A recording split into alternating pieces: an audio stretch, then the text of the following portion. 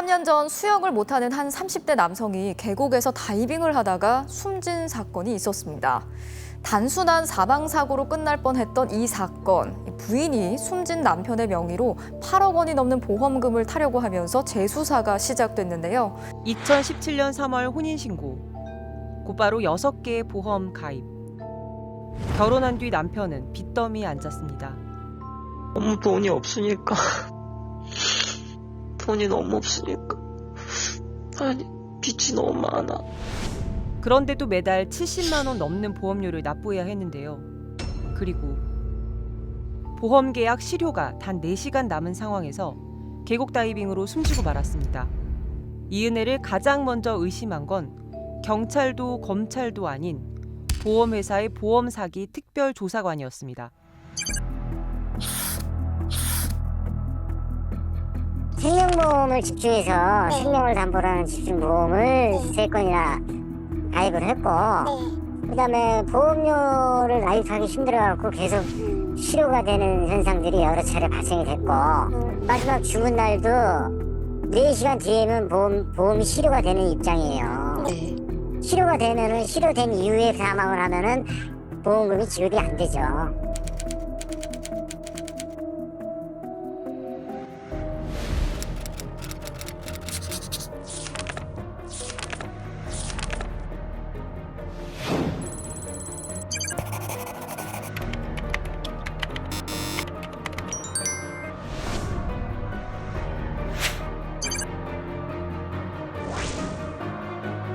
보험사기 특별조사관은 대부분 전직 경찰이나 검찰 수사관, 보험 현장 업무 전문가 등의 경력을 가졌는데요.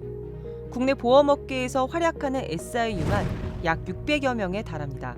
수사 형사 하면서 감이라는 게 있지 않습니까? 그래서 이 보험 사기도 마찬가지로 각종 이제 사고 행태, 유형들이 있는데 경찰이나 수사관 출신들은 아무래도 범죄에 대해서 많은 노하우가 있기 때문에 대부분 같은 수법을 이용을 많이 하기 때문에 상당히 도움이 많이 된다고 생각합니다. 형사님, 저희 누나 옆에 있는 사람은 누구든 죽거나 다쳐요. 누나가 무엇을 약속했으면은 내일 약속이 지켜지기 전날 밤에 화재가 난다든가 누가 가족이 다친다든가, 아하, 거의 모든 것이 누나의 범행이다라는 게 자기는 거의 너무나 인식된다 이거야지. 2005년 당시 만 29세 엄인숙은 보험금을 타내기 위해 남편과 어머니, 오빠, 동생 등 가족들을 살해, 실명, 방화까지 저질렀습니다. 사망자가 5명, 부상자는 7명에 이릅니다.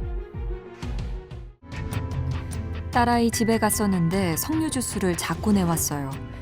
그걸 마시니까 멍해지는데 눈 떠보니 앞이 안 보이더라고요.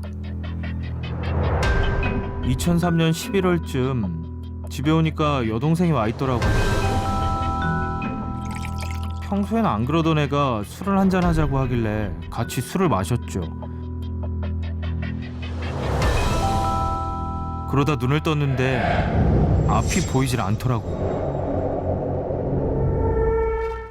약을 먹인 뒤 눈을 찌르거나 보험금을 위해 불을 질렀습니다.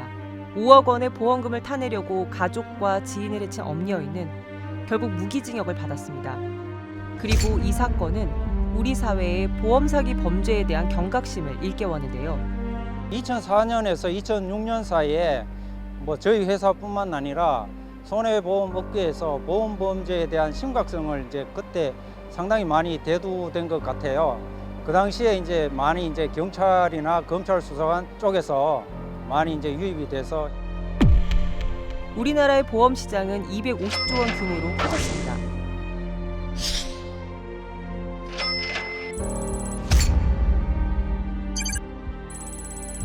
젊은 사기범이 급증하는 추세인데요.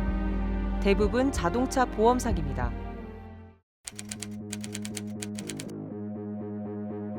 10개월 동안 모두 60여 차례의 교통사고, 60억 건의 사고 중 10여 차례가 같은 장소에서 발생한 부평사거리 보험 사기 사건.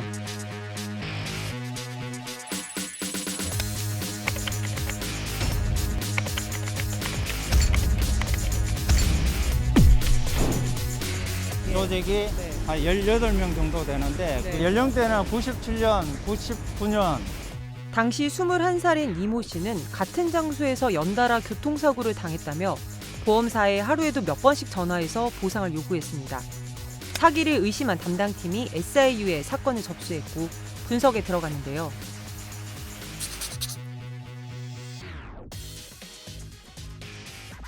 오시면 뭘 보세요?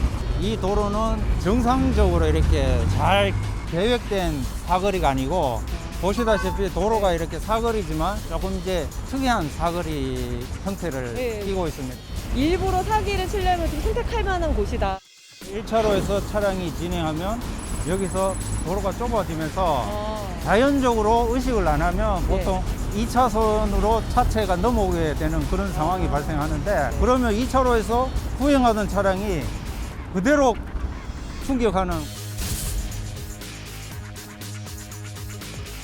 어두운 밤 부평 사거리입니다. 좌회전하자마자 일부러 부딪힌 차량.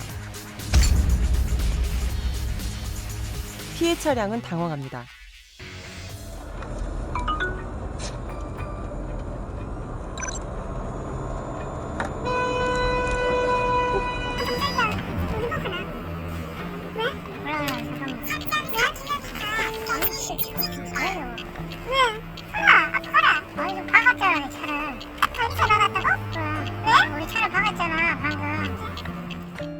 사전에 범행을 이제 모의를 했기 때문에 아주 경미한 접촉 사고만 유발합니다. 자기들이 좀 안 다치려고 살짝 하는 것도 있겠네요. 그렇죠. 예. 많게는 한 800에서 900 정도 나가는 그런 사고건도 있습니다. 요즘 외제 차량 자체가 수리비가 고액이다 보니까 BMW도 마찬가지고 벤츠 차량을 이용하는 경우도 있고. 실제 상황이라면 어떻게 될까요?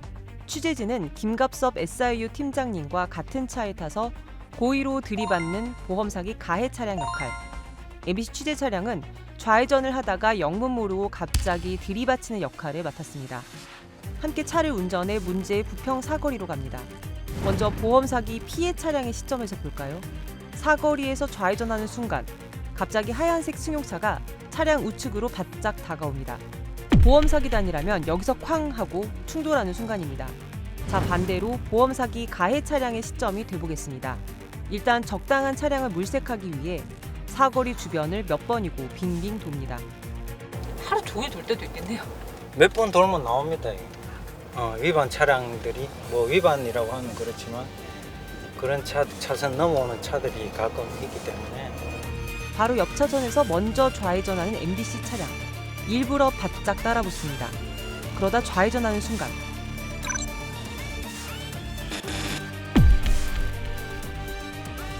왼쪽에 MBC 차가 피해를 입는 차량이고 이렇게 물고 들어오죠. 예. 그러면 그냥 사고를 유발하죠. 저 차 입장에서는 급하게 이제 꺾으면서 바꾸니까 가해 차량이 대부분 이제 가속을 해서 접촉하는 그런 사고를 유발하죠. 이 도로를 아주 잘 아는 이곳이 연고지였던 범인들. 하지만 단독 범행이 아니라 조직 범행이었기 때문에 잡기가 쉽지 않았는데요. 조직을 한꺼번에 일망타진해야 하기 때문입니다. 이 건 같은 경우에는 얼마 정도 걸렸는지 혹시 기억이 나세요? 이 건 같은 경우에는 한 1년 6개월 정도 소요가 됐습니다. 왜 그런가 하면 이 주 혐의자의 사고 그 건만 있는 것이 아니고 그 주변에 17명이라는 대상자들의 사고건을 종합해서 분석하기 때문에 단기간에 이렇게 조직형 보험 범죄를 적발하기는 쉽지는 않습니다. 매일매일 끊이지 않는 보험 사기 사건. 소형차 한 대가 항구로 들어옵니다.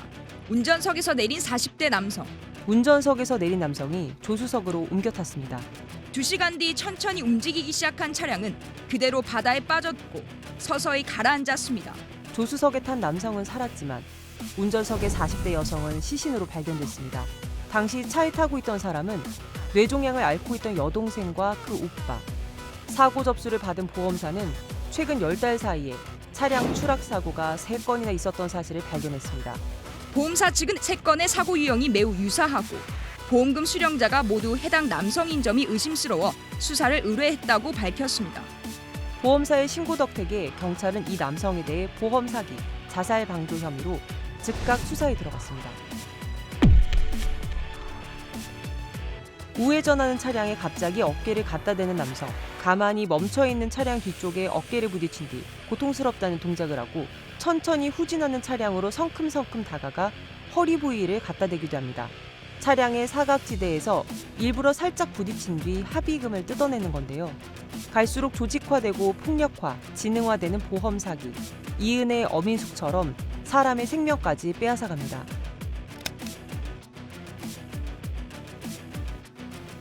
(2021년) 기준으로 저희 회사에서 보험조사 의뢰 건수가 저한테 배당되는 건수가 580여 건에 이르는데 40여 건이 적발되는, 적발 금액으로 봤을 때 한 40억 원 정도 됩니다. 진짜 난이도는 이거는 객관적인 증거 자료만 있으면 거의 적발되는 경우가 많습니다. 자백하는 경우가 굉장히 드뭅니다. 결국에는 나중에 경찰서에 가서 형사 입건된 후에 뒤늦은 후회를 하는 거죠.